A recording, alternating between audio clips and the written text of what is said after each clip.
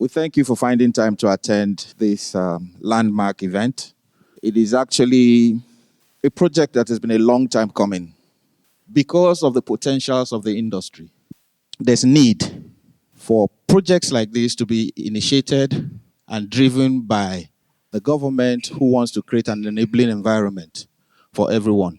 So today, we have two partners that are working together with Lagos State government to see that the objectives and the needs of the industry are met. Help me welcome first the Honorable Commissioner, UZAMAT AKINBILE YUSSUF, Honorable Commissioner for Tourism, Arts and Culture. We have the CEO of EbonyLife Creative Academy, ABUDU. And completing the team is Dr. LINUS, IDAHOSA, founder of Del York Creative Academy. Please a round of applause.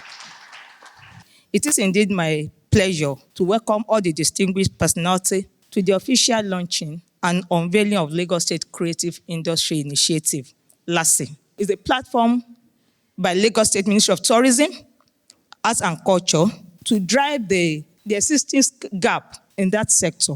The participants we are expecting for this is like 1,500, and the courses which include but not limited to directing, editing, script writing, digital marketing, and photography. By the end of the training, the participant must be able to compete with the contemporaries globally. Capacity building is something that is so critical. It doesn't matter what sector it's in. I mean, prior to me getting into the world of media, I was a HR practitioner. I'd worked in oil and gas, I'd worked in other sectors. And, capacity building was just as important because it is an essential skill.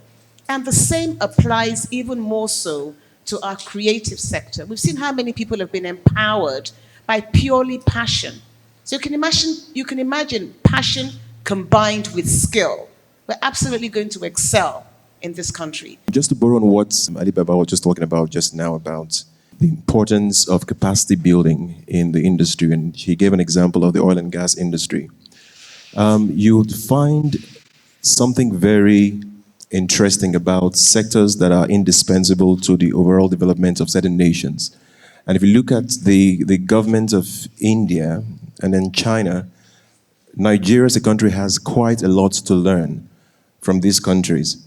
They identify these sectors and they hone on those sectors and build capacity in those sectors to outsource those skills to the world. Now today it is history. India's information technology industry is outsourced to countries all over the world. Even in the creative industry within the animation space, India and the Philippines charge an arm and a leg for studios all over the world who want to produce content within those areas. The country of Nigeria needs to declare a state of emergency on our creative industry. When we started this in 2010, our goal pretty much was to take on a niche area. We realized that we had a very clear challenge. What was the challenge? People with talent, but they were broke. People who were creative, but could not compete with the creative products that they produced internationally. And so we partnered with the New York Film Academy in 2010, brought the entire faculty into Nigeria.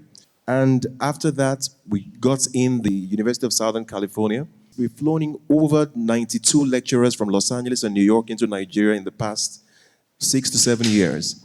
Not just because they are the best at what they're doing, but we want to get students who can compete globally with the kind of products that we do here. Today we have 17 programs that we run at our academy. Any program that you'll want to run within, from acting to directing to 3D animations, editing, to marketing communications, to screenwriting, the entire gamut. We have that run at the academy.